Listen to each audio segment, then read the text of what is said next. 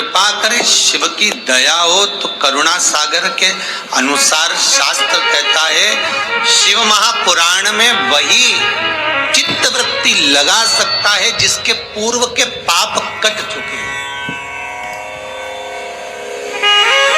जितने ऑनलाइन कथा सुन रहे हो, जितने बैठकर कथा सुन रहे हो, आपके पूर्व के पाप कट गए, तब जाकर ये शिव महापुराण की कथा आपको सुनने को मिल रही, वो भी अधिक मास में, पुरुषोत्तम मास, पुरुषोत्तम मास में मिल रही है। और वो भी अश्विन का पुरुषोत्तम 19 वर्ष के गैप में आता है, और इसके बाद जब आएगा 183 वर्ष के बाद आएगा। और 183 वर्ष किसने देखा दादा? हमने तो नहीं देखा, जिसने देखा उसे सोचा कौन देखा?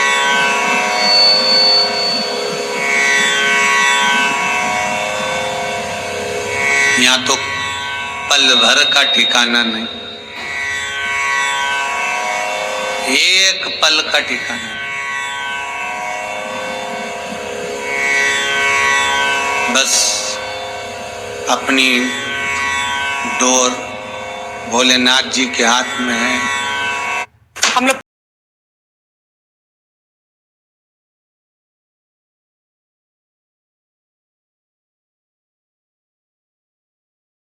तो पतंग उड़ा रहे हैं। कब यमराज की पतंग उधर से आ गई और अगर काट के चली गई, वो तो डोर अगर मजबूत है तो फिर भी पेंच लड़ा सकते हो, पर अगर डोर ही कमजोर हुई तो दादा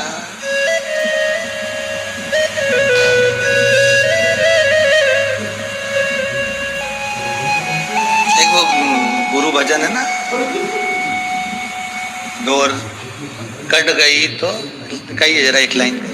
सतगुरु में तेरी पतंग, सतगुरु में तेरी पतंग, हवा बिच उड़ती जावांगी, हवा बिच उड़ती जावांगी, सैया टोर हत्तो छुट्टी ना में टूटी जावांगी।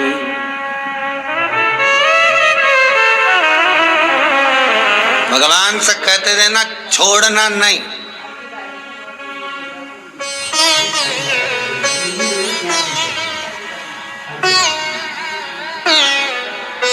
अब वो अच्छी खासी उड़ रही है संसार में, यमराज ने पेंचा में लाया और कट गई। कटने के बाद ये पतंग अब ये कट तो गई, अब कहाँ गिरे, बैकुंठ में कि नरक में, पता नहीं कहाँ जाए। पर एक चीज और है, ये कहीं गिरने से पहले अगर किसी ने लूट ली तो ये भी एक चीज है। कोई सतगुरु, कोई संत, कोई महात्मा, कोई जोगी, कोई सन्यासी, कोई तपस्वी, कोई साधक, कोई उपासक, कोई भगत इसको लूट ले वापस, कट गई तो भी पकड़ ली उसने, फिर क्या होगा? दूसरा धागा बांधा जाए, फिर उड़ गई। बस यही है, जब संसार में ऐसा लगने लगे कि उलझ गए हो, दुखी हो, परेशान हो, कष्ट है संसार में बहुत, कोई धन से, कोई वैभव से, कोई सत्ता से, कोई चीजों से, कोई परिवार से, बहुत दुख अगर आपकी जिंदगी में है, तो बस ये पतंग को फिर किसी सद्गुरु के हाथ में छोड़ दो, वो खुद उड़ाना जानता है और उड़ा देगा, वो खुद जानता, फिर नहीं सोचता। संसार में चिपकोगे तो परमात्मा तक नहीं पहुंच पाओगे। रोटी बनाने वाली माताएं बहुत अच्छे जानती हैं, जितने लोग कथा सुन रहे हो आप में से माताएं रोटी बनाना जानती हो, तो रोटी बनाते समय आटे को उसन कर तैयार कर कर रोटी डायरेक्ट चकोटी बेलन पर बेल दोगे तो चिपक जाएगी, उसमें पलेथन लगाना पड़ेगा, और पलेथन लगाया तो चकोटी में भी नहीं चिपकेगी, बेलन में भी नहीं चिपकेगी, और फिर अच्छी बढ़िया घूम घूम के बेली जाए, और जिसमें अगर पलेथन नहीं लगा तो वो चिपक गई। जो बिना पलेथन लगाए जो चिपक गई उसको तवे पर डालोगे तो जहां से वो चिपकी है वहां से नहीं फूलेगी, बाकी की सब दूर से फूल जाएगी।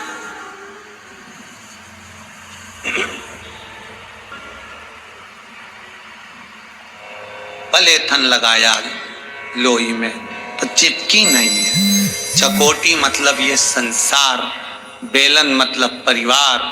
जब परिवार रूपी बेलन से बेले जाओगे, अगर भगवान की कथा का, शिव महापुराण का पलेथन लगा हुआ है तो फिर संसार में चिपक नहीं पाओगे, ये पक्का है, चिपकोगे नहीं।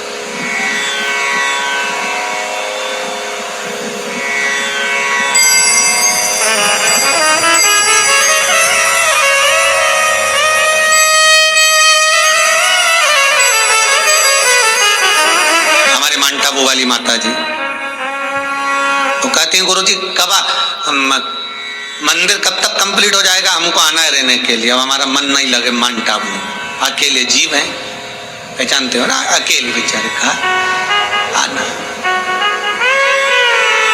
अब सब छोड़ दो, बस सत्संग में मन लगाना है। जितनी उम्र बची है वो शंकर को देना है, वहीं की वहीं शंकर को एक लोटा पानी चढ़ाएंगे, बेलपत्र चढ़ाएंगे, समी पत्र चढ़ाएंगे, खूब आराम से अपनी जिंदगी भगवत भजन कर कर निकालेंगे। क्या करना है, हो गया जी। आज इंदौर से भी एक माता जी आई, कहाँ गई बेटी, कहीं क्या आई है, वो भी कह रहे थे गुरुजी हम 5 महीने हम भी सत्संग में रमना चाहते हैं, हमें बस सब परिवार सब कुछ है, सब है, पर बस छोड़ते हुए भगवत भजन की ओर रमना, यही स्नेह है भगवान का। एक ये बैठे नागौरी जी, ग्वालियर में खूब काम काज है जोरदार, खूब दुकान धंधा पानी बेहतरीन चकाचक, खूब एसी के रूम ने डल्लब के गद्दे ने ढेर पकवान सब है ग्वालियर में, पर दिल्ली बस अब रहना है भगवत भजन, क्या करना है।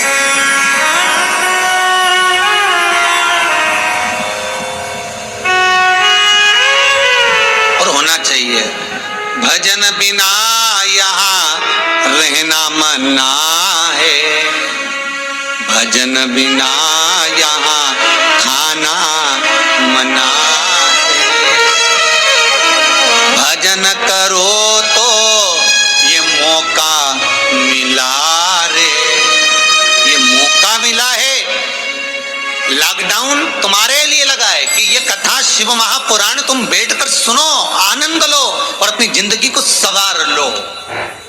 भटकना छोड़ दो दुनिया वालों में, यहाँ चले गए वहां चले गए, वो उसके यहाँ गए उससे काम नहीं बना उसके यहाँ पहुंच गए, उसके यहाँ काम नहीं बना उसके यहाँ पहुंच गए, ये भटकन है। क्यों भटक,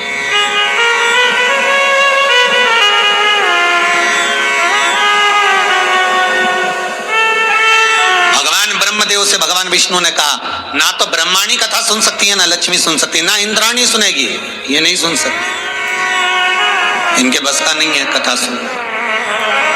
जहां पर अभिमत्ता हो वहां कथा नहीं पहुंच सकती, जहां पर अहंकार हो वहां कथा का रसतत्व नहीं हो सकता। छोड़ो इनको, फिर क्या करा जाए। ये लक्ष्मी और सरस्वती इन दोनों का भाग्य कैसे चेतेगा, कैसे कृपा होगी।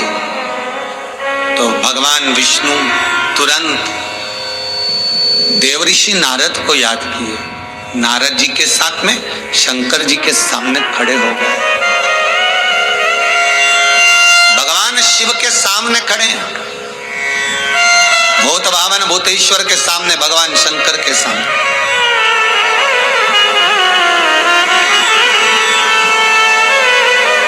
निवेदन करा हाथ जोड़कर, भोलेनाथ कृपा करिए, हर हर महादेव। शिव जी बोले कैसे आना हुआ, भगवान नारायण पधारे हो, ब्रह्मा भी साथ में, देवऋषि नारद भी आए, क्या चाहिए। बस बात इतनी सी है कि ये लक्ष्मी ब्रह्माणी इंद्राणी 33 कोटि देवताओं की जो धर्म पत्नियां हैं इनका अभिमान समाप्त हो जाए, इनकी अभिमत्ता चली जाए और ये कथारस तत्व में लग जाए, कथारस तत्व में समाहित हो जाए।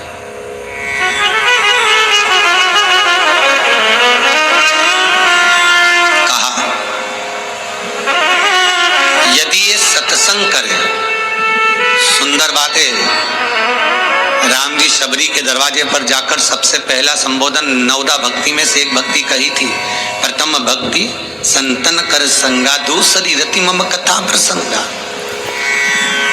सबसे पहला क्रम है सत्संग। तो सत्संग किसके साथ करना है? कोई अच्छा गुरु मिल जाए, कोई गुरु भी ना मिले तो कोई अच्छा शिष्य मिल जाए।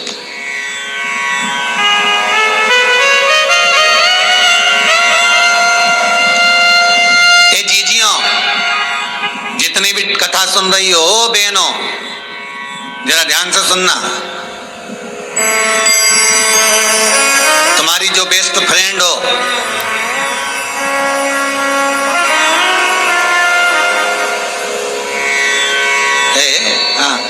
जो तुम्हारी बेस्ट फ्रेंड हो,